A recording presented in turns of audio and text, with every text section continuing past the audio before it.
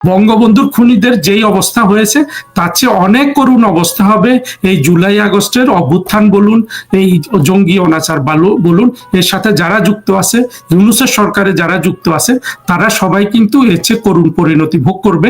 এটার জন্য হয়তো আমাদের আর বেশি দিন অপেক্ষা করতে হবে না। ওরা ভয় পায় আওয়ামী লীগকে, কারণ ওরা জানে আওয়ামী লীগের পেছনে, প্রধানমন্ত্রী শেখ হাসিনার পেছনে এখন বাংলাদেশের প্রায় 60-70% মানুষ দাঁড়িয়ে গেছে। কারণ গত এক বছরের অন্যায়, নির্যাতন, অত্যাচার, দারিদ্র এবং আপনার বেকারত্ব ইত্যাদিতে কিন্তু বাংলাদেশের সাধারণ মানুষ অতিষ্ঠ। ফলে জননেত্রী শেখ হাসিনার জনপ্রিয়তা বাড়ছে, এবং এই জনপ্রিয়তা বাড়া যারা সরকারে বসে থাকে, ডাকাতি করে হোক আর যে করে হোক, তারা কিন্তু এটা অনুভব করে। ওরা যত অনুভব করছে তত ওদের আপনার হৃৎপিণ্ডের মধ্যে ধুকধুকানি বাড়ছে, ভয় বাড়ছে। সেই ভয়ের প্রকাশ আমরা বিভিন্ন জায়গায় দেখতে পাই। রাষ্ট্রটাকে দখল করে সে মবের মাধ্যমে আপনার বিনা বিচারে শত শত মানুষকে সে খুন করালো। তার হাতে আপনার হাজার হাজার পুলিশ খুনের রক্ত, তার হাতে আপনার শত শত আওয়ামী লীগের নেতাকর্মী খুনের রক্ত, লক্ষ লক্ষ বাড়িঘর ডাকাতির আপনার সব অন্যায়ে তার হাত কিন্তু রঞ্জিত। এই রকম একজন অপরাধী আপনি ইতিহাসে খুব কম খুঁজে পাবেন, না বাংলাদেশে না বিশ্বের অন্য কোনো রাষ্ট্রে। এবং আমি তো যা বলি বা একটা ভালো বললাম, বলতে হয় দেখে যে সে কি একটা টেলিফোন করেছিল, তারপরে সে কোনো সত্য বাংলাদেশের সাথে বলেনি, কোনো ভালো কাজ সে করে আমাদেরকে দেখাতে পারেনি। এবং সে যেই ধরনের বাজে লোক, যে ধরনের বাটপার একজন ক্রিমিনাল, এই ধরনের ক্রিমিনালের পক্ষে কোনো ভালো কাজ করাও সম্ভব কখনোই হয় না। আপনি যদি গত 40 বছরের ইউনূসের জীবনটাকে আপনি যদি একটু ব্যবচ্ছেদ করে দেখবেন যে এর মধ্যে বাটপারি ছাড়া কিচ্ছু নাই, মানুষের সাথে চাতুর্য ছাড়া কিচ্ছু নাই। দেশি বিদেশি সব ধরনের আপনার যারা বাটপাররা বসে থাকে বিভিন্ন ভাবে অর্থ কামানোর জন্য, তাদের সাথে সহযোগিতা করা ইত্যাদি করা ছাড়া তার জীবনে কিন্তু কিছু নাই। দরিদ্র বান্ধব, মানুষ বান্ধব কোনো কিছু ইউনূস করে না। কোনো কিছু করেছে এটার আপনি প্রমাণ দিতে পারবেন না, কেউ প্রমাণ দিতে পারবে না। তার যা কিছু হয়েছে আপনি দেখবেন, গ্রামীণ ব্যাংক, এটা মানুষের শোষণ করার একটা পদ্ধতি। যেহেতু বাংলাদেশে প্রচুর দরিদ্র মানুষ যে কোনো সময় পাওয়া যায়, সুতরাং এই ধরনের একটা ব্যবস্থা, যেটা পুরোপুরি শোষণ ভিত্তিক একটা ব্যবস্থা, সেটা কায়েম করে সে সারা পৃথিবীতে সে বিখ্যাত হয়েছে মিথ্যা কথা বলে বলে। যখন কোনো বিদেশিকে এনেছে, আগেই সবকিছু অর্কেস্ট্রেট করে রেখেছে, কে বক্তৃতা দিবে, অর্থাৎ কোন দরিদ্রটাকে দেখাবে, সে তাকে আগে কাপড় চোপড় দিয়ে পরিয়ে রাখা, কথা শিখিয়ে রাখা ইত্যাদি। আর এই গ্রামীণ ব্যাংক ছাড়া ইউনূসের যা কিছু আছে সব ব্যবসা। আপনার সেই তার গ্রামীণ ফোন বলুন বা অন্যান্য যা কিছু বলেন, গ্রামীণ ফোন ছাড়া বাকিগুলো অবশ্য সবই ফেল মেরেছে।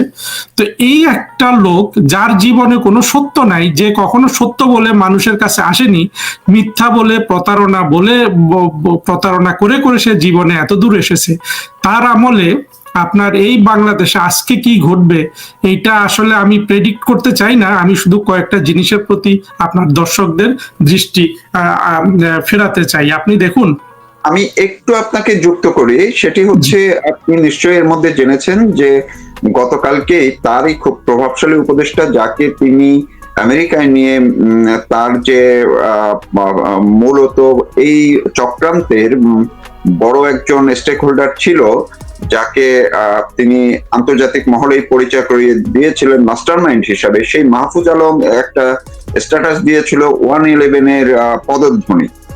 পরবর্তীতে দেখা গেল কয়েক ঘন্টার মধ্যে আবার সেটি তিনি সরিয়ে নিলেন।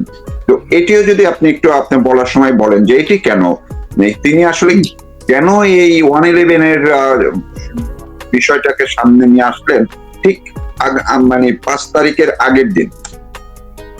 দেখুন তৌফিক ভাই, এই যে মাহফুজ আলম যে ছেলেটা, আপনি যদি দীর্ঘদিন ধরে আপনি আত্মঘাতী জঙ্গিদের চরিত্র বিশ্লেষণ করেন, তাদের চোখ মুখ আপনি যদি পরীক্ষা করেন, এই ছেলেটার মধ্যে আত্মঘাতী জঙ্গি হওয়া সব ধরনের আপনার বৈশিষ্ট্য বিদ্যমান। সে প্রচন্ড অস্থির অস্থির প্রকৃতির, সে বারবার এটা সেটা আমরা দেখেছি, অনেক কিছু আপনার সে পোস্ট দেয় আবার তুলে ফেলে, কিন্তু মাঝে মাঝে সে কিন্তু সত্য কথা বলে ফেলে। সে সবচেয়ে যে সত্য কথাটা বলেছে সেটা কিন্তু আমরা জানি যে এই যে জুলাই আগস্টে যেই অনাচারটা হয়েছে এটা ছিল প্রধানমন্ত্রী শেখ হাসিনা এবং আওয়ামী লীগের সরকারের বিরুদ্ধে একটা ষড়যন্ত্র। ওইখানে কোনো গণহত্যা হয় নাই। দেখেন, ওই মক্কেল কিন্তু বলে দিয়েছে ওইখানে কোনো গণহত্যা হয় নাই। তারপরে এখন কিন্তু ইউনূস গণহত্যার বিচার করছে। বিচার করলে তো গণহত্যায় যায় যে জঙ্গিরা আপনার গোলা বারুদ নিয়ে উপস্থিত হয়েছিল তাদেরই তো বিচার করার কথা, এবং ভবিষ্যতে কোনো একদিন এই বিচারগুলো হবে। তো মাহফুজ আলম মাঝে মধ্যেই এখন কথা বলে ফেলে, আবার পরে সে ফেরত নেয়।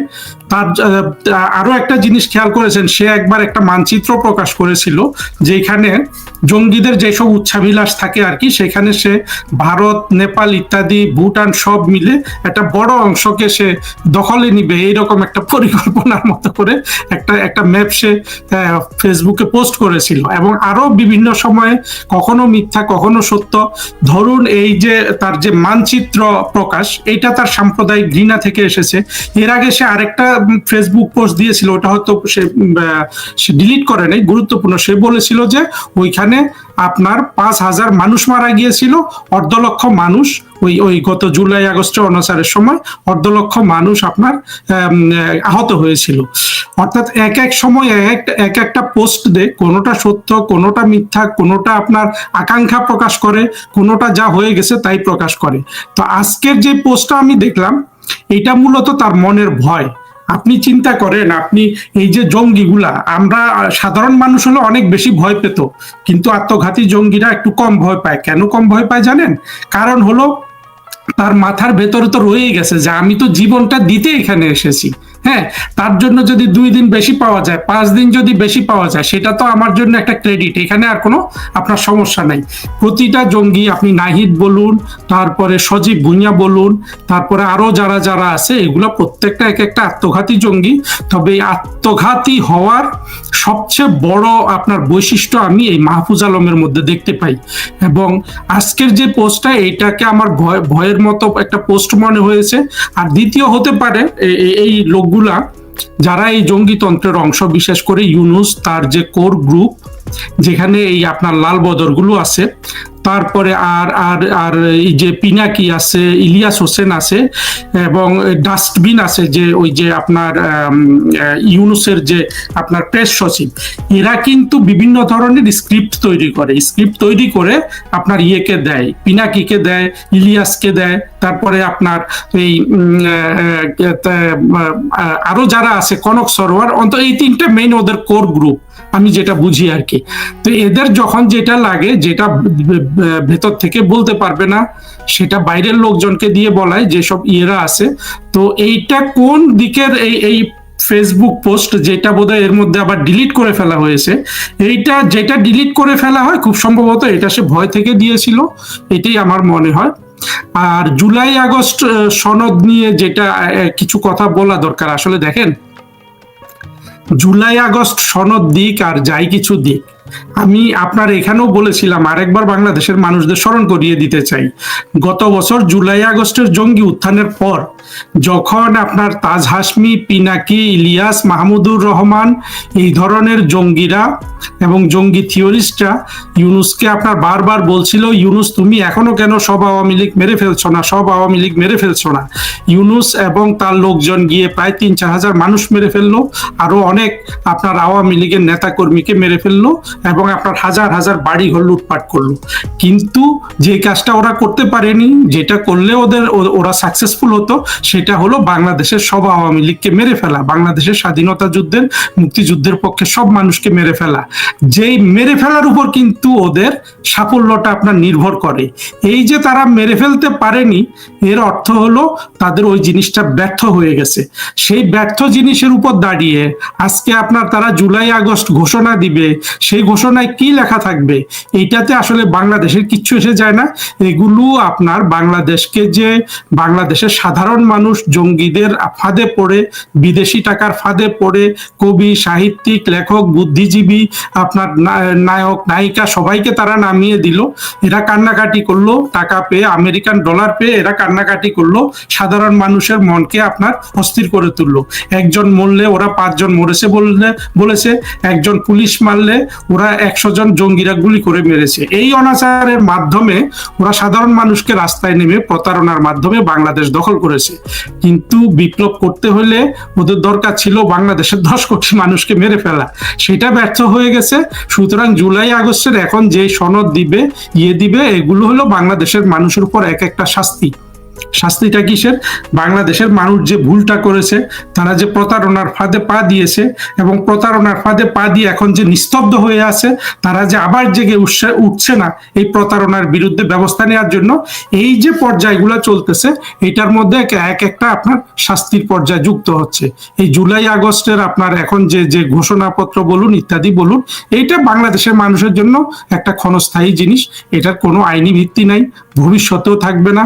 আপনি যতই এই ঘোষণার মাধ্যমে আপনি জঙ্গিদের ইনডেমনিটি দেন, এটা তো সবাই দেখে গেছে যে বঙ্গবন্ধুর খুনিদের কিন্তু ইনডেমনিটি দেয়া হয়েছিল। হ্যাঁ, একজন লিখেছিল ইনডেমনিটি, আরেকজন অর্থাৎ খন্দকার মোশতাক এটা জারি করেছিল, প্রেসিডেন্ট জিয়াউর রহমান এটাকে সংবিধানের অংশ করেছিল। কিন্তু দেখেন বঙ্গবন্ধুর খুনিদের এই কি বলে মানে আপনার বিচার কিন্তু কেউ ঠেকাতে পারেনি। হ্যাঁ, সেই বিচারের একটা ব্যাপক রূপ ছিল। সেই বিচার হয়তো বঙ্গবন্ধুর হত্যাকাণ্ডের সঠিক বিচারটা সেদিন হবে যেদিন বাংলাদেশ আওয়ামী লীগ মুক্তিযুদ্ধের চেতনায় বাংলাদেশ গঠনে মনোনিবেশ করবে। সেটা আমরা অতীতে দেখেছি, শুধু অর্থনৈতিক ক্ষেত্রে করতে, সাংস্কৃতিক ক্ষেত্রে তারা সেটা সাকসেসফুল ভাবে করতে পারেনি। সাংস্কৃতিক ক্ষেত্রে যদি তারা সাকসেসফুলি করতে পারত বঙ্গবন্ধু সোনার বাংলা গড়ার, তাহলে কিন্তু জুলাই আগস্টের জঙ্গি উত্থান হয় না। আমি যেটা বলতে চাচ্ছি, এই জুলাই আগস্টের ঘোষণাপত্র বলুন, গত বছরেও আমরা একটা ইনডেমনিটির কথা শুনেছি, অর্থাৎ পুলিশ হত্যার বিচার করা যাবে না। আবার এর মধ্যে আমরা শুনেছি যে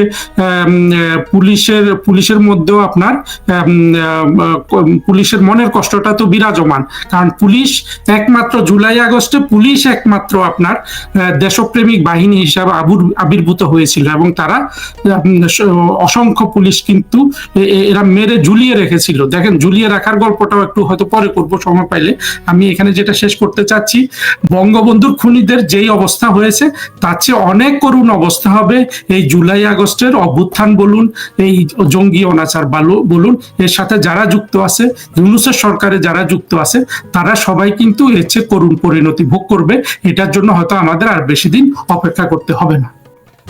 কিন্তু আমরা এই যে দেখলাম গত প্রায় 1 মাস পর্যন্ত ডক্টর মোহাম্মদ ইউনূসের পৃষ্ঠপোষকতায় যে দলটি এনসিপি সারা দেশ ঘুরে ঘুরে তারা ক্যাম্পেইন করলো, তাদের পক্ষে জনমত নিয়ে আসার জন্য, মানুষকে ভিড় জমানোর জন্য অনেক জায়গায় আমরা দেখলাম জামাত বা ইসলামী আন্দোলনের মতো ইসলামী দলগুলো তাদের লোকজন দিয়ে সেগুলো অন্ততপক্ষে দৃশ্যমান কিছু করেছে। পাশাপাশি গোপালগঞ্জে যে হত্যাকাণ্ডটি হলো, এরপরে ঢাকায় এসে গতকাল বা আগের দিন যেই সমাবেশটি তারা করলো, সমাপনী যে সমাবেশ, বেশ বড় সড় আয়োজন তাদের ছিল, কিন্তু সেইখানে লোক সমাগম দেখা গেল একেবারেই তলানিতে।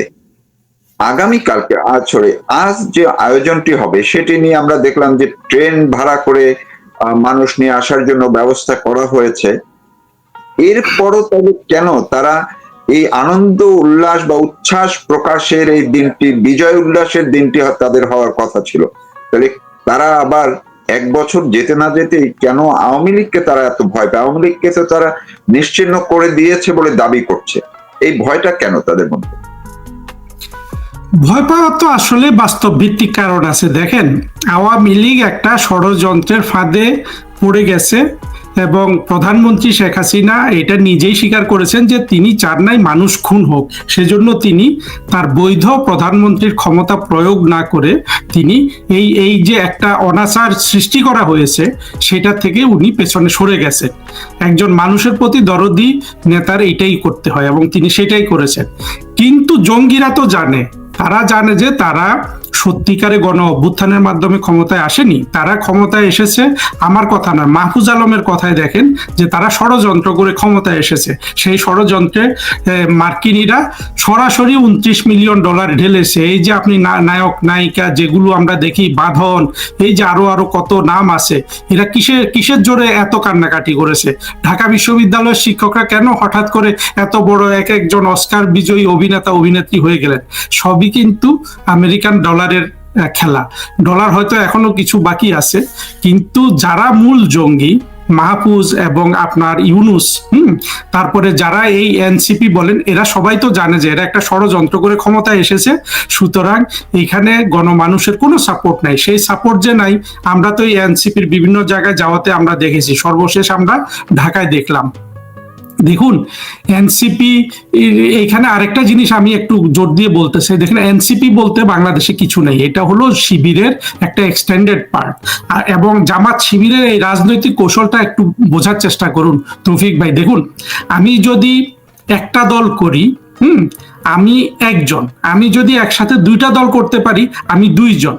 আপনার এনসিপির জনসমর্থন কি? ওইখানে গিয়ে এখন হয়তো ওদের মধ্যে কোনো টানা পড়েন চলছে, এই জন্য শিবির তাদের কর্মীদের পাঠাচ্ছে না। প্রথম তো আমরা দেখেছি যে এনসিপির কোনো মিটিং এ গিয়ে শিবিরের কর্মীরা, জামাতের কর্মীরা বা অন্যান্য মৌলবাদী হিজবুত তাহরিরের কর্মীরা গিয়ে বসে থাকে।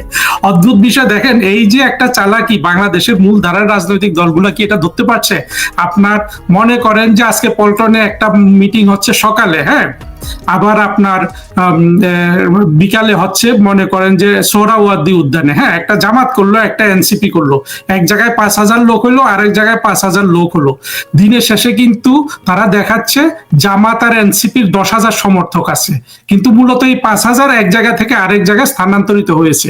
আপনি কি বুঝতে পারছেন কত চাতুর্যের এটা একটা রাজনীতি?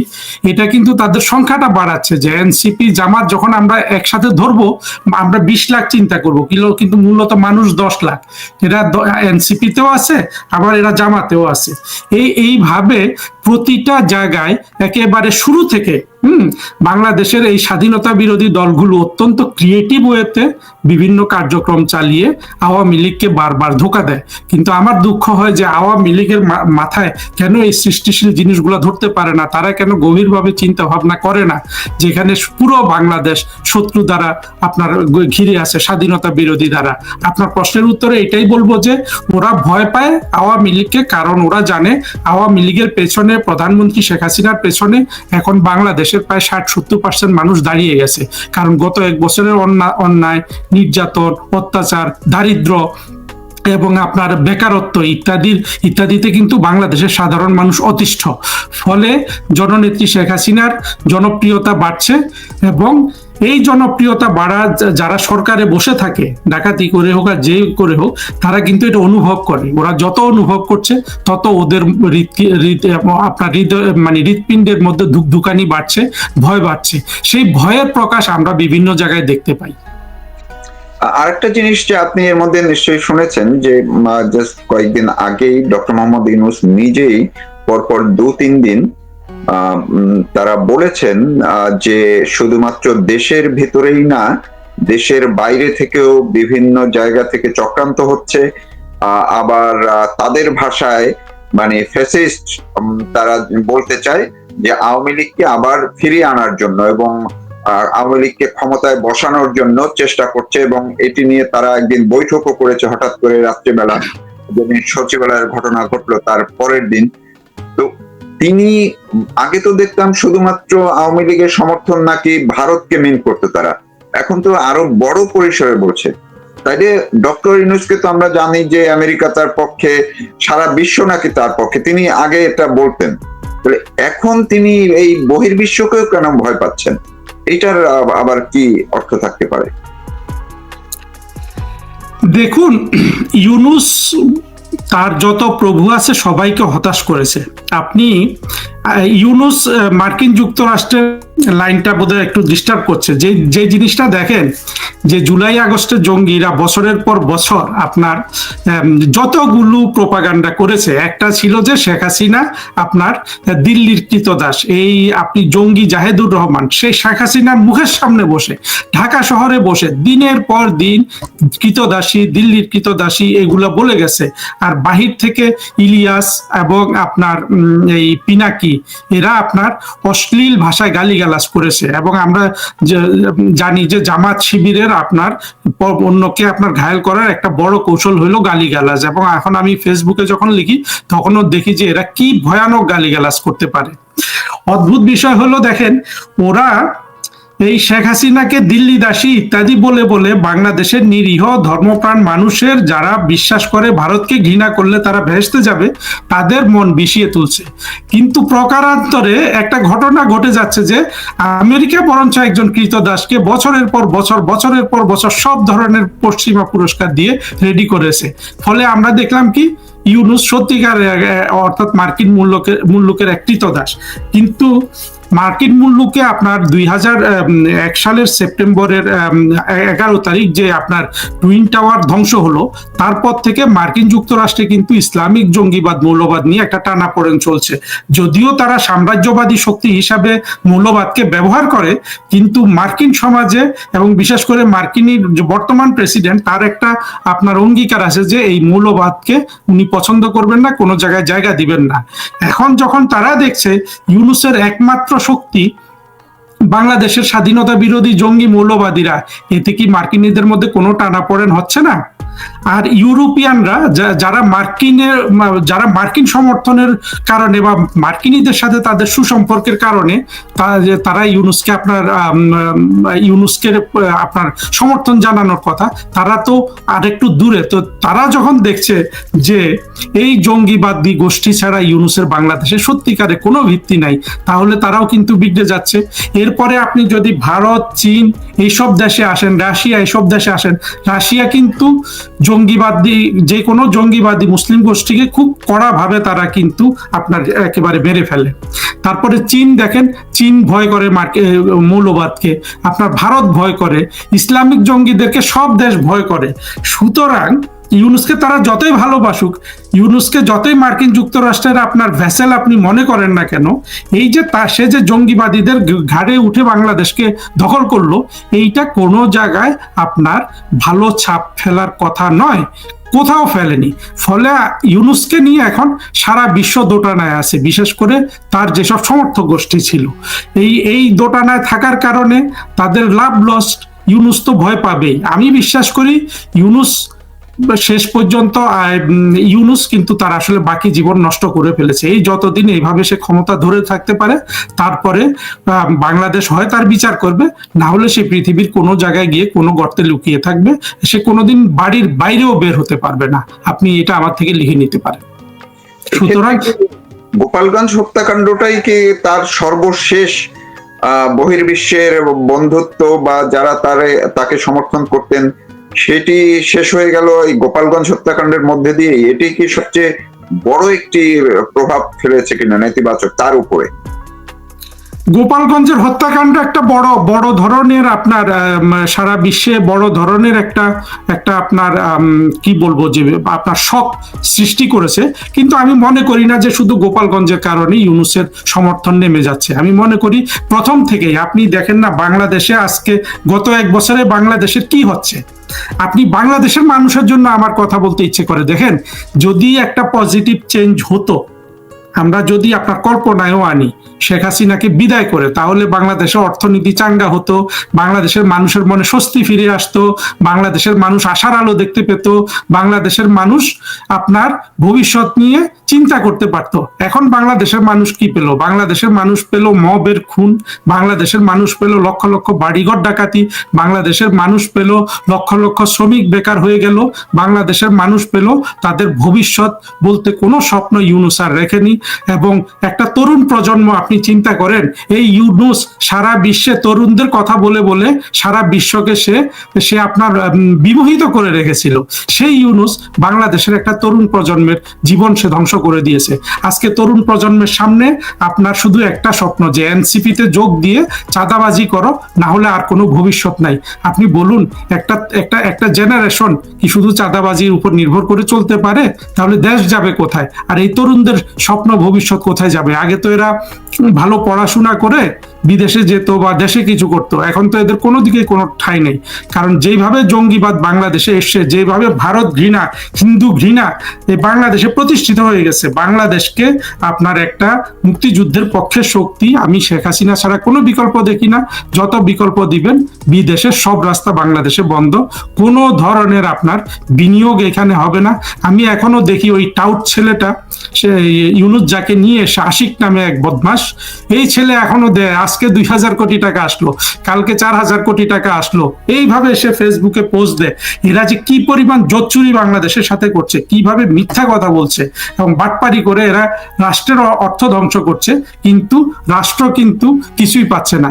মানুষ দরিদ্র হচ্ছে, মানুষের জীবন ধ্বংস হয়ে যাচ্ছে, মাঝখানে শুধু ইউনূসের লাভ। আপনি দেখেন ইউনূস গত 1 বছরে কমপক্ষে 10,000 কোটি টাকার ব্যক্তিগত লাভ সে করে নিয়েছে রাষ্ট্র দখল করার পর থেকে। এই ক্ষেত্রে আরেকটা বিষয় আমরা দেখলাম যে তাকে বসানোর জন্য এবারই শুধু না, এর আগে আমরা 111 এর কথা যদি বলি তখন বা মাঝের সময়গুলোতে সবসময় তার খুব ঘনিষ্ঠ যারা ছিল বাংলাদেশের কোর গ্রুপের, তার মধ্যে দুজন তো সিপিডির ডক্টর দেবপ্রিয় ভট্টাচার্য, আরেকজন টিআইবির ইফতেখারুজ্জামান।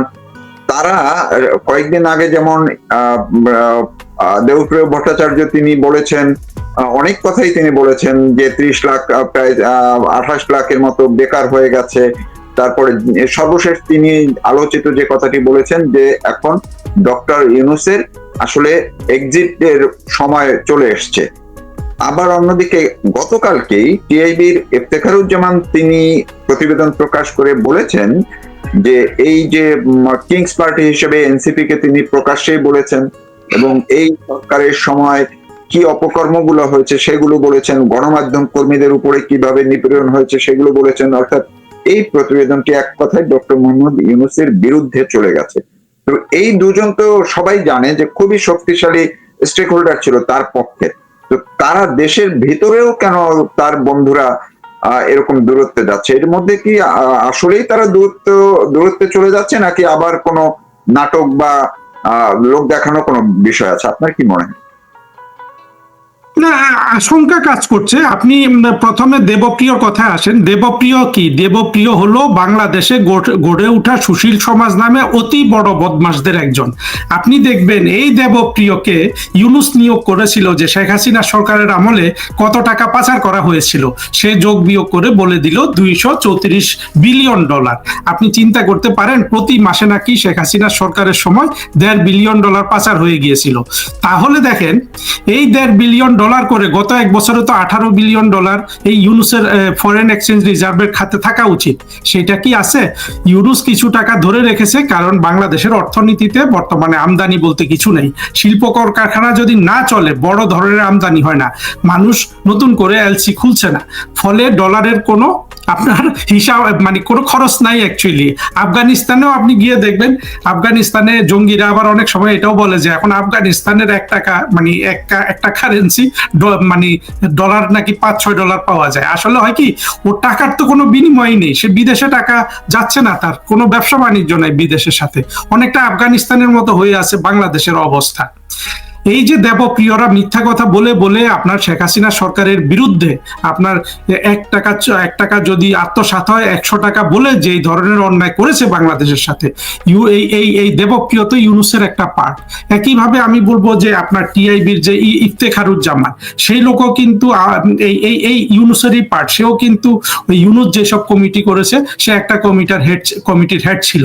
এখন ইউনূসের যে ভবিষ্যতে দুর্দিন আসতেছে, এই লোকগুলা তো টের পাচ্ছে এগুলা তো সব চালাচ্ছত, ফলে এরা ইউনূসকে সাবধান করছে।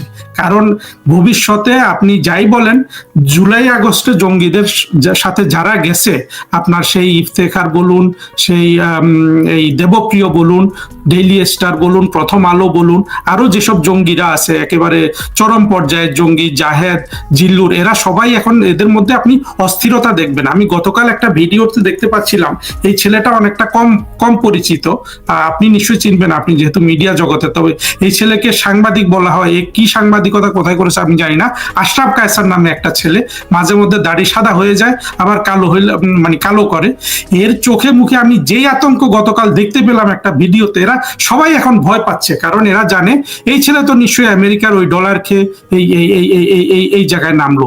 এখন দেখেন আমেরিকার ডলারের এত শক্তি, মূলত এটা ছিল জঙ্গিদের একটা একটা উত্থান এবং জঙ্গিদের একটা আন্দোলন, জামাত ইসলামের আন্দোলন আওয়ামী লীগের বিরুদ্ধে ষড়যন্ত্র করে শেখ হাসিনা সরকারকে ফেলে দেয়া। কিন্তু এই জামাতের এজেন্ডা কি? যে একজন নাস্তিককে কতল করা। কিন্তু দেখেন এই এই এই জামাত কতগুলা নাস্তিককে তাদের সাথে পেয়ে গেল।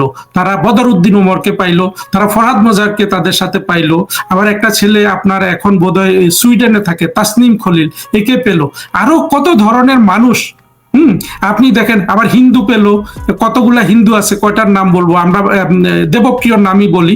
এইভাবে প্রথম আলো, ডেইলি স্টার, যাদেরকে বাংলাদেশের মানুষ সেকুলার হিসাবে চিনে, এদেরকে পাইলো। সাথে কত নটি, নাটকের লোক, সিনেমার লোক। আপনি কি চিন্তা করতে পারেন বাংলাদেশে মৌলবাদী স্বাধীনতা বিরোধীরা কত বড় বড় লোক তৈরি করেছে? তারা নাটকের জন্য তৈরি করেছে আপনার এই যে ফারুকি, যে এখন উপদেষ্টা, এখন সিনেমায় একটা ছেলে দেখেন মালেক আফসারি, মা এখন এত বড় দাড়ি রেখে, সেও কিন্তু সমানে জঙ্গিদের আপনার বয়ান দিয়ে যাচ্ছে। হ্যাঁ, কিন্তু এই লোকগুলা কিছু জঙ্গি, কিছু হয়তো সেকুলার, কিন্তু সেকুলার হলো এরা বাংলাদেশের যে আপনার আদর্শ আছে তার সাথে বেইমানি করেছে, এবং ইউনূসের সাথে এই লোক সবগুলো ডুববে। আপনি যদি ভবিষ্যতে দেখেন যে আরো ব্যাপক হারে ইউনূসকে সাবধান করা হচ্ছে প্রথম আলো থেকে, ডেইলি স্টার থেকে, আমরা কিন্তু অবাক হব না। কারণ ইউনূস যেই কায়দায় রাষ্ট্র দখল করেছে এবং যে শক্তির অধীনে রাষ্ট্র দখল করেছে, সেই কায়দাও কখনো সাকসেসফুল হয় না, সেই শক্তিও পৃথিবীতে কোথাও সাকসেসফুল হয় নাই। মিশরে কিছুদিন হয়েছিল, পরে ধ্বংস হয়ে গেছে সমূলে। আপনার আফগানিস্তানে তারা রাষ্ট্র দখল করেছে, ওই আফগানিস্তান ছাড়া কোথাও তাদের সাকসেস নাই। বাংলাদেশের মাটি, যেখানে মানুষের মন বারবার চেঞ্জ হয়, সেখানে এরা কোনোদিন আপনার এই সাকসেসফুল, তাদের সাস্টেইনেবল হবে না। ফলে সবাই ভয়ে থাকবে, দিন যত যাবে, এরা যতদিন রাষ্ট্র ক্ষমতা আপনার দখল করে রাখবে, আপনি শুধু এই ভয়ই দেখবেন। এই দেবপ্রিয় বলুন, এই ইফতেখারুজ্জামান বলুন, এরা শুধু ইউনূসকে সতর্ক করতেই থাকবে। কারণ হলো এরা সবাই জানে মনে মনে এরা সবাই জুলাই আগস্টের জঙ্গিদের সহযোগী হয়েছে, সবার মনে ভেতরে একটা অপরাধবোধ কাজ করছে।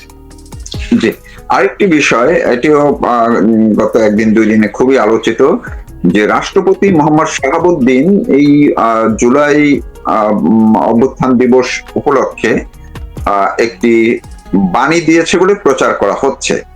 এখন প্রশ্ন উঠেছে, সেই বাণীতে যেই ভাষা ব্যবহার করা হয়েছে, সামাজিক যোগাযোগ মাধ্যম গুলোতে ব্যাপকভাবে বলা হচ্ছে যে এই ভাষা কোনোভাবেই মোহাম্মদ শাহাবুদ্দিন দিয়েছেন বাণী, এই ভাষায় এটি বিশ্বাসযোগ্য নয়। কেউ কেউ বলছেন যে এটি মূলত হয়তো শাহাবুদ্দিন মানে প্রেসিডেন্ট আমাদের, তিনি হয়তো এটি জানেনই না, তার নামে এই সরকারের কেউ এটি বানিয়ে মিডিয়াতে ছেড়েছে। আপনার কি মনে হয়? আপনি তো সরকারের কাজ করেছেন, এটা কি হতে পারে?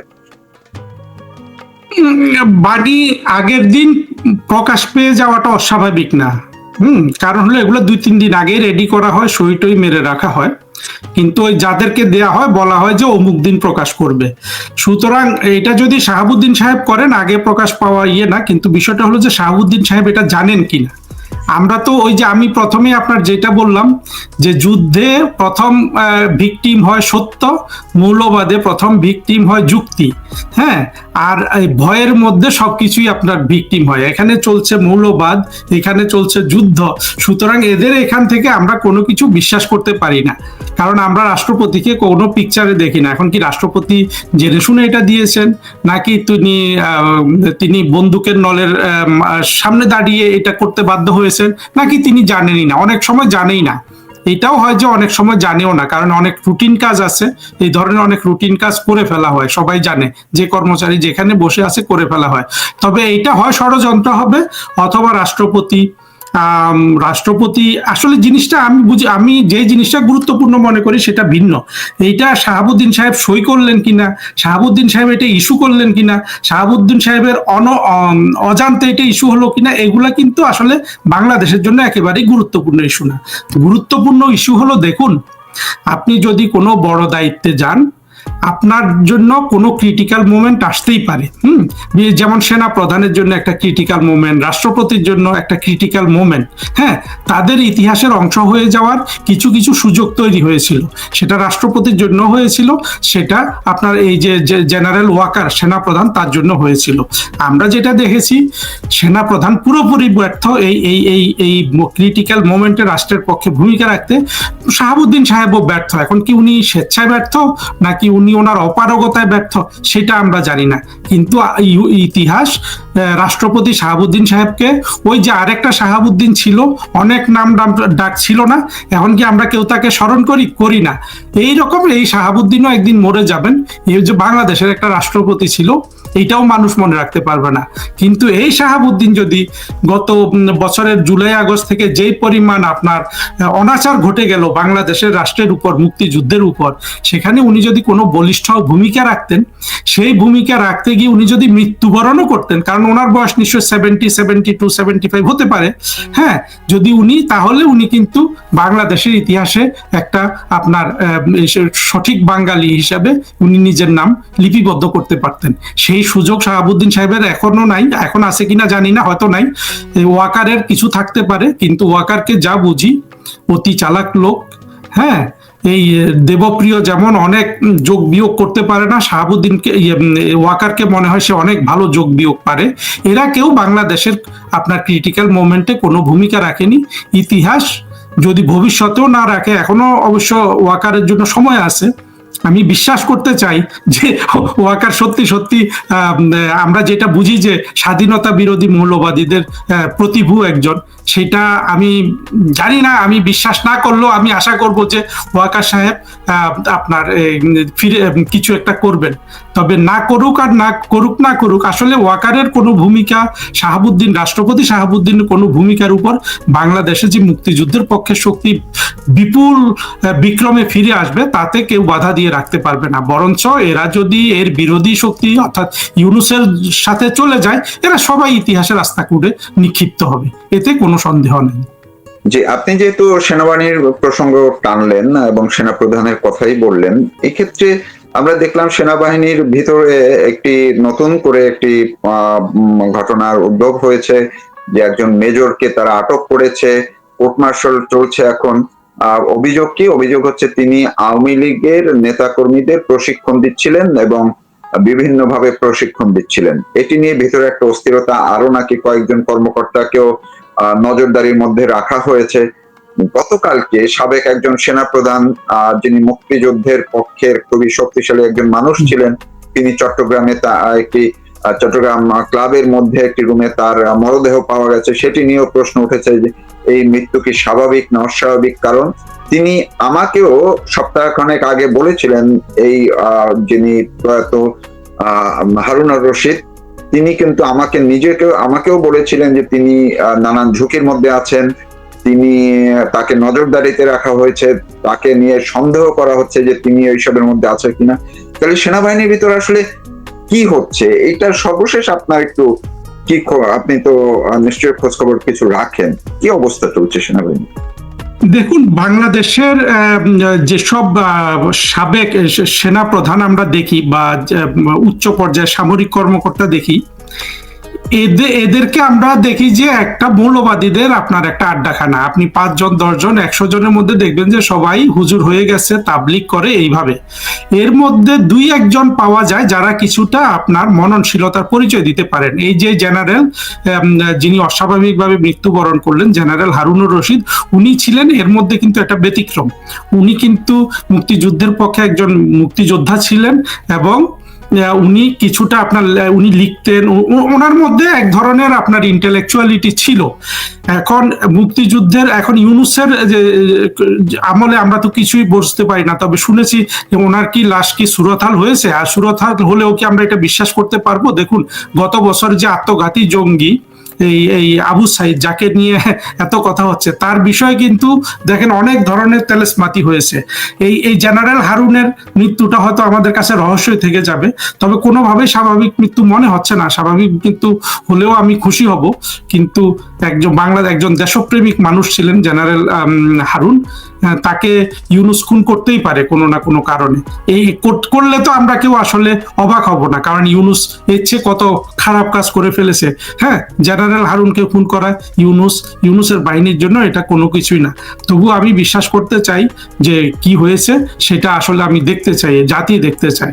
সেটা যদি ইউনূস দেখিয়ে জাতিকে আপনার জাতির কাছে ব্যাপারটা পরিষ্কার না করতে পারে, এটা কিন্তু একটা হত্যাকাণ্ড হিসাবে বিবেচিত হবে ভবিষ্যতে। ইউনূসকে এর জন্য কিন্তু আপনার এই কি বলে যে কাঠগড়ায় দাঁড়াতে হতে পারে।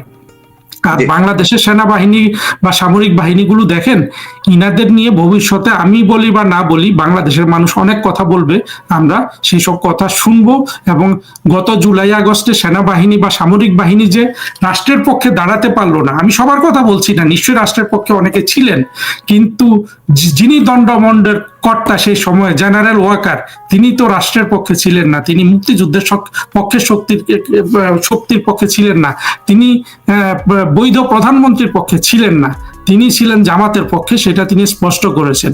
সুতরাং এই জেনারেল ওয়াকারের জন্য আপনি আরেকটা জিনিস দেখেন তৌফিক ভাই, বাংলাদেশের যত এই পুরনো সেনাবাহিনী প্রধান আমরা দেখি, বেশিরভাগই কিন্তু আপনার নানান কারণে বিতর্কিত, আবার কিছু কিছু আছে সঠিক সময় সঠিক সিদ্ধান্ত নিয়েছেন। আমরা জেনারেল মঈন ইউ আহমেদের কথা জানি, মঈন ইউ আহমেদ নিয়ে অনেকে অনেক কথা বলে। আমার সুযোগ হয়েছিল গ্রিসে ওনার সাথে 2-3 দিন থাকার, তো ওই আপনার ওই 6 থেকে 8-এর মধ্যে 7-8 সালে আমি কিন্তু জেনারেল মঈনকে দেখেছি, উনি একজন দেশপ্রেমিক মানুষ। এর আগে আমরা জেনারেল নুরুদ্দিনের একটা ভূমিকার কথা জানি। এই দুইটা পজিটিভ জিনিস ছাড়া দেখেন সেনাবাহিনী যা কিছু করেছে বাংলাদেশে সব কলঙ্কের কাজ। তারা বঙ্গবন্ধুকে হত্যা করেছে, তারা জিয়াউর রহমানকে হত্যা করেছে, তারা আরো নানান সময় কুটু করার চেষ্টা করেছে, তারা খালেদ মোশাররফকে হত্যা করেছে, তারা অনেক আর্মি অফিসারকে মেরে ফেলেছে, জিয়াউর রহমান সাহেবের সময় অনেক সামরিক বাহিনীর কর্মকর্তাদের মেরে ফেলা হয়েছে। তারপরে শেষ পর্যন্ত আমরা দেখলাম 2024 সালে এই সেনাবাহিনী রাষ্ট্রের বৈধ সরকার, সাংবিধানিক সরকারের পক্ষে দাঁড়ালো না। কি বলে যে আমরা জনগণের উপর গুলি চালাবো না। সেই জনগণ কারা ছিল? এটা ছিল একটা জঙ্গি উত্থান, যেটা জঙ্গি মাহফুজের মতো জঙ্গিরা, এমনকি মার্কিন যুক্তরাষ্ট্রের রাষ্ট্রপতি ডোনাল্ড ট্রাম্প $29 মিলিয়ন পাঠানোর কথা বলে সব ফাঁস করে দিয়েছেন। তো দেখা যাবে যে বাংলাদেশের সংরক্ষণ বা প্রতিরক্ষা বা আপনার বাংলাদেশের সেফটি সিকিউরিটি মেনটেন করা তো দূরে থাকুক, বেশিরভাগ সময় বাংলাদেশের এই বাহিনীগুলো রাষ্ট্রের বিরুদ্ধে দাঁড়িয়েছে। এখন দাঁড়াচ্ছে ওদের ক্ষুদ্র একটা স্বার্থের জন্য, যে জাতিসংঘে ওদের চাকরি করতেই হবে, বাংলাদেশের টাকায় চাকরি নিবে, বাংলাদেশের সন্তানরা বাংলাদেশের ভূমিতে চাকরি নিবে, সেখানে বেতন তুলবে, তারপরে উপরি রোজগারের জন্য জাতিসংঘে চলে যাবে। এটা বাংলাদেশের জন্য একটা বড় ধরনের ভুল ছিল। অতি বিলম্বে দেশের স্বার্থে এই জাতিসংঘে কর্মচারী পাঠানো বন্ধ করে দেওয়া উচিত, নাহলে ভবিষ্যতে যে ধরনের সরকারই আসুক, সেনাবাহিনী কিন্তু শুধু ওই দিকে তাকিয়ে থাকবে, সরকারের দিকে না তাকিয়ে সে তাকিয়ে থাকবে জাতিসংঘের ডলারের দিকে। এটা চিন্তা করতে পারেন একটা স্বাধীন রাষ্ট্রের জন্য কতটা অপমানজনক, কতটা ক্ষতিকর। জি, আমি একদম শেষ একটি প্রশ্ন করতে চাই, সেটি হচ্ছে যে আমরা দেখলাম এই জুলাই সনদ আগামীকালকে যেটি ঘোষণা করা হবে বলে এখন পর্যন্ত জানি, সেই জুলাই সনদটা নিয়ে অনেক তর্ক বিতর্ক, এমনকি ঐক্যমত্য কমিশনের নামে যে বৈঠকগুলো হলো দিনের পর দিন, সেখানেও অনেক বিএনপি কখনো একমত, কখনো দ্বিমত, কখনো বেরিয়ে এসছে, বাম দলগুলো কখনো দেখলাম তারা বেরিয়ে এসছে, ইত্যাদি ইত্যাদি। এই অবস্থার মধ্যে থেকে জামাত, এনসিপি কখনো আবার বিরোধিতা করেছে। এত নাটকীয় ঘটনার পরে আজকে যদি এই জুলাই সনদ ঘোষণা করা হয়, বলা হচ্ছে যে জুলাই সনদ যদি তারা যেভাবে চাচ্ছে সেইভাবে যদি ঘোষণা করা হয়, তার মধ্যে দিয়ে 72-এর সংবিধান ধ্বংস হয়ে যাবে, এবং এই ওয়াকারুজ্জামান, আপনি নিজেও বললেন যে ওয়াকারুজ্জামানের এই পদে থাকা ঝুঁকিপূর্ণ হয়ে পড়বে, এমনকি রাষ্ট্রপতিরও পদে থাকা ঝুঁকিপূর্ণ হয়ে যাবে, এবং ভিন্ন এক ফরম্যাটে হয়তো ডক্টর মোহাম্মদ ইউনূসের রাষ্ট্রপতির চেয়ারে বসে যেতে পারেন। ফলে আজকের দিনটি অনেকাংশে গুরুত্বপূর্ণ এই জুলাই সনদটির ক্ষেত্রে। আপনার কি মনে হয় জুলাই সনদটি হয়ে গেলে ৭২-এর সংবিধান আর কাজ করবে না? তার মানে আমাদের সংবিধান যেটি বলে তারা ক্ষমতায় বসেছে, যদি সেই সংবিধানটি যদি না থাকে তাহলে কি হবে? দেখুন, ৭২-এর সংবিধান কিন্তু প্রধানমন্ত্রী শেখ হাসিনা দৃশ্যপট থেকে সরে যাওয়ার পর থেকে আর কিন্তু কাজ করছে না। সংবিধানটাকে তারা তাদের মতো করে ব্যবহার করছে। একবার মিথ্যা কথা বলে সুপ্রিম কোর্টের কি আছে না আছে বলে, মানে সম্মতি আছে সরকার গঠনে, এগুলা বলে মিথ্যা কথা বলে তারা সংবিধানকে রক্ষা করবে বলে আপনার শপথ নিল। সংবিধান কিন্তু কোথাও তারা রক্ষা করেনি, এখনো কোথাও রক্ষা করছে না। এই সংবিধানকে জঙ্গিরা মনে প্রাণে ঘৃণা করে, কারণ এই সংবিধানে এসেছে আপনার পাকিস্তানকে পরাজিত করে, একটা ধর্মভিত্তিক রাষ্ট্রকে পরাজিত করে, একটা মুক্তিযুদ্ধের আকাঙ্ক্ষায় একটা অসাম্প্রদায়িক রাষ্ট্র গঠনের অভিপ্রায়, সেটাকে যে জঙ্গিবাদীরা, স্বাধীনতা বিরোধীরা মনে প্রাণে ঘৃণা করবে এটাতে তো কিন্তু কোনো সন্দেহ নাই। তো এখানে আমি যে জিনিসটা আপনার দৃষ্টি নিবদ্ধ করতে চাইবো সেটা হলো, দেখুন, আওয়ামী লীগকে মেরে ফেলা এবং ধ্বংস করে দেওয়া এগুলো ওদের প্ল্যানে আছে, কিন্তু সেটা সম্ভব কিনা এটা ওদেরকে একটু ভেবে দেখতে বলবো। আরেকটা জিনিস চিন্তা করেন, এখন যে সংবিধানটা আসবে এটা যদি পুরো একটা থিওক্রেটিক রাষ্ট্র হয়ে যায়, তাহলে কি হবে? বাংলাদেশের সংখ্যালঘুরা কোথায় যাবে? হিন্দুরা কোথায় যাবে? বৌদ্ধরা, খ্রিস্টানরা কোথায় যাবে? বাংলাদেশের যখন মুক্তিযুদ্ধ হয় আমরা কিন্তু এই জিনিসটা কখনো খেয়াল করি না যে বাংলাদেশের হিন্দু সম্প্রদায় সবচেয়ে বেশি অত্যাচারিত হয়েছে, বাংলাদেশের হিন্দু মহিলারা সবচেয়ে বেশি ধর্ষিত হয়েছে। হ্যাঁ, এবং পাশের দেশ ভারত বাংলাদেশের মানুষকে আশ্রয় দিয়েছে, সেখানেও কিন্তু হিন্দু শরণার্থী বেশি ছিল। অর্থাৎ এই যুদ্ধে হিন্দুরা সবচেয়ে কিন্তু ধর্মীয় গোষ্ঠী হিসাবে স্যাক্রিফাইস করেছে। হ্যাঁ, কিন্তু স্বাধীন বাংলাদেশে তাদের তেমন ভাবে আমরা কখনোই মর্যাদা দেইনি। যে সংখ্যালঘিষ্ঠ শ্রেণী ছিল 22% আপনার 70 সালে, সেটা এখন হয়ে গেছে 5%। আপনি চিন্তা করতে পারেন, এই যে একটা আমরা সাম্প্রদায়িক রাষ্ট্র গঠন করলাম, কখনোই আমরা মুক্তিযুদ্ধের পক্ষে রাষ্ট্রটাকে মানে সত্যিকার ভাবে গড়ে তুলতে পারিনি। প্রধানমন্ত্রী শেখ হাসিনা যেভাবে চেষ্টা করেছেন বঙ্গবন্ধুর সময়, সেগুলো নানান কারণে সম্ভব হয় নাই। তো এইটা যদি হয়, এখন যদি আপনার এই জুলাই ঘোষণায় যদি রাষ্ট্র সাময়িকভাবে পুরোপুরি থিওক্রেটিক হয়ে যায়, তাহলে দেখবেন যে এর ভীষণ প্রতিক্রিয়া হবে। এবং এটা আমি যেটা মনে করি আপনার প্রশ্নের উত্তরে, যে এই ওয়াকার আর এই শাহাবুদ্দিন, এই দুইজন আপনার এই যে দোনামোনা, অর্থাৎ কোনো সিদ্ধান্তহীনতা বা কোনো রকম চাকরি করে যাও, এইভাবে এরা বসে থাকলে বরঞ্চ বাংলাদেশের মুক্তি আসতে দেরি হবে। আইদার এদের বলিষ্ঠ কোনো ভূমিকা দরকার, অথবা এদেরকে জঙ্গিরা যেভাবে ফেলে দিতে চাচ্ছে এরা পড়ে যাক, তাহলেই কিন্তু বাংলাদেশের মানুষের যে মুক্তি সেটা ত্বরান্বিত হবে। কিন্তু এরা যদি শুধু চাকরির মায়ায় কোনো রকম সময় গুজার করে, আপনার মুক্তি আসতে দেরি হবে। জি, অনেক ধন্যবাদ। আমি এখনই শেষ করতাম, কিন্তু আরেকটি বিষয় আমার একটু মাথায় আসছে। আপনি যদি অল্প একটু সংক্ষেপে যদি এই গত 1 বছরে ডক্টর মোহাম্মদ ইউনূসের উল্লেখযোগ্য কয়েকটা কাজ, যেগুলো বিশ্বব্যাপী দেশে এবং দেশের বাইরে সবচেয়ে বেশি সমালোচিত হয়েছে, এবং অনেকের ভাষায় যেটি বাংলাদেশের জন্য রীতিমতো তিনি বড় দাগে অপরাধ করেছেন, এরকম 2-4টা যদি আপনি একটু 1 বছরের মধ্যে কোন 2-4টাকে আপনি সবার আগে রাখবেন, যেটি বাংলাদেশের জন্য তিনি সবচেয়ে বেশি ক্ষতি করেছেন? আমি যেটা আসলে কোনোটা আমি একটু বলা রাখি, যেটা বলি, আসলে ইউনূসের চরিত্রটাকে কিন্তু বাংলাদেশের মানুষের বোঝার বাকি ছিল। প্রথম কথা হলো, ইউনূস প্রচন্ড অর্থগৃহ্ণ মানুষ, ক্ষমতা পাগল মানুষ, সারা জীবন সে এগুলা করেছে, সে বাই প্রোডাক্ট হিসাবে সে কিন্তু একটা নোবেল প্রাইজ পেয়েছে, কিন্তু তার মূল উদ্দেশ্য ছিল বাংলাদেশের রাষ্ট্র ক্ষমতায় বসা। এটা সে 2006 সালে কেন বসে নাই? কারণ সে 3 মাসের জন্য বসবে না, এখন সে একটা মৌকা পেয়ে গেছে, আপনার দীর্ঘমেয়াদের জন্য সে বসে গেছে। এবং ইউনূসের স্বপ্ন হলো আজীবন এই ইয়েতে থাকা। আপনি একটা জিনিস দেখবেন, ইউনূস কিন্তু কোনো ধরনের সেফ এক্সিটটা পাবে না। সেফ এক্সিটটা কেন পাবে না জানেন? আগের সরকারগুলো আপনি লক্ষ্য করেন, প্রত্যেকটা সরকারের সেফ এক্সিট ছিল একটা গ্রহণযোগ্য নির্বাচনের ব্যবস্থা করা। সেই নির্বাচনে বাংলাদেশের সব রাজনৈতিক দল আপনার অংশগ্রহণ করেছিল, প্রত্যেকটা সরকার। এই প্রথম একটা সরকার ইউনূস যদি কোনো নির্বাচনও দেয়, প্রথম কথা হলো নির্বাচন দেওয়ার তার কোনো ইচ্ছা নাই। যদি সে নির্বাচন দিয়েও থাকে, সেই পিকচারে কিন্তু সে আওয়ামী লীগকে রাখতে পারবে না। আওয়ামী লীগকে রাখলে যেটা হবে, আওয়ামী লীগ সে নির্বাচনে জিতে সরকার গঠন করবে, আর আওয়ামী লীগকে বাইরে রাখলে দেশের 50 থেকে 60% মানুষকে সেই প্রক্রিয়ার বাইরে রেখে, দেশের 50-60 মানুষকে প্রক্রিয়ার বাইরে রেখে কখনো সেফ এক্সিট পাওয়া যায় না। যারা মনে করে এই সেফ এক্সিট পাওয়া যায় তাদের চেয়ে বোকা আহাম্মক আর কিছু হতে পারে না। এখন দেখেন ইউনূস কি ভালো কাজ করেছে। ইউনূস এসেই বলেছিল, দেখেন প্রতিটা জিনিস মিথ্যা, আমি একটা একটা করে বললে আপনার রাত শেষ হয়ে যাবে। প্রথমে এসে বলেছিল যে সে আরব আমিরাতের, জি মানে বলছে একদমই একটু ছোট করে আর কি। জি জি, আমি 2-3টা বলে শেষ করি। আরব আমিরাতে ফোন করে সে কতজন বাংলাদেশের আপনার মানে জেলে যাওয়া ঠেকিয়েছে, এটা ঠেকাতে পেরেছিল কিনা আমি জানি না। এই একটা পজিটিভ কাজ আর আছে। তারপরে সে আর যা করেছে কোনো কিছুতে সে সাকসেসফুল হতে পারে নাই, সে নিজের স্বার্থ আপনার হাসিল করছে। সে খারাপ যেগুলো করেছে এগুলা প্রত্যেকটার জন্য আপনার ইউনূসের 500 বার ফাঁসি হলেও কিন্তু রাষ্ট্রের প্রতি সে যে অন্যায় করেছে সেটার কোনো মাফ হয় না। আপনি দেখেন প্রথম খারাপ কাজ কি, একটা পুরো জেনারেশনের লেখাপড়া সে ধ্বংস করে দিয়েছে। সে একটা জেনারেশনকে চাঁদাবাজ হতে শিখিয়েছে, এটা কিন্তু একটা জেনারেশন ধ্বংস করে দেয়া।